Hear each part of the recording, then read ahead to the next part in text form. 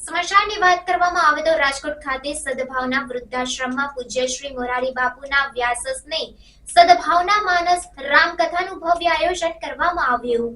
રાજકોટ સ્થિત સદભાવના વૃદ્ધાશ્રમ દ્વારા ₹300 કરોડના ખર્ચે નિર્માણ પામનાર વૃદ્ધાશ્રમના લાભાર્થે રેસકોર્સ ખાતે પૂજ્ય મોરારી બાપુના વ્યાસાસ્નેહ સદભાવના માનસ રામકથાનું ભવ્ય આયોજન કરવામાં આવ્યું છે। કથાના બીજા દિવસે મુખ્ય અતિથિ તરીકે પધારેલ ગુજરાત રાજ્યના રાજ્યપાલ શ્રી આચાર્ય દેવવ્રતજીએ કથા શ્રવણનો લાભ લીધો હતો। તેઓએ ભારતીય સંસ્કૃતિ, પરંપરા અને આધ્યાત્મિક ચેતનાના ભવ્ય વારસાને યાદ કરી માર્મિક ઉદ્બોધન કરતા જણાવ્યું હતું કે ભારતના ઋષિમુનિ સંતો મહંતોના આધ્યાત્મિક પ્રદાન અને માર્ગદર્શન થકી આ વિરાસત હજારો વર્ષોથી સમગ્ર વિશ્વને પ્રેરણા પૂરી પાડી રહી છે।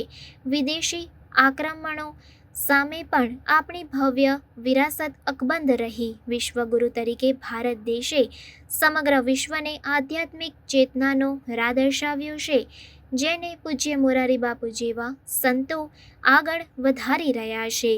ભારતીય મૂલ્યો, સદગુણો, આચાર અને વિચારના આદર્શ એવા મર્યાદા પુરુષોત્તમ ભગવાન શ્રી રામના સદગુણોને લાખો કરોડો લોકોમાં સિંચન કરવાનું કામ પૂજ્ય મોરારી બાપુની રામકથા કરી રહી હોવાનું પણ રાજ્યપાલે કૃતજ્ઞતાની લાગણી વ્યક્ત કરતા જણાવ્યું હતું। સમગ્ર વિશ્વ પર્યાવરણની બદલાતી પરિસ્થિતિથી ચિંતિત છે, ત્યારે રાજકોટ ખાતે સદભાવના વૃદ્ધાશ્રમ દ્વારા સમગ્ર દેશમાં લાખો વૃક્ષોનું વાવેતર અને જતન કરી રહ્યું છે। વૃક્ષોનું 2 વર્ષ યોગ્ય જતન કરી આપણે આવનારી વિરાસતને બચાવી શકીશું, તેવો ભાવ દેવવ્રતજીએ વ્યક્ત કર્યો હતો।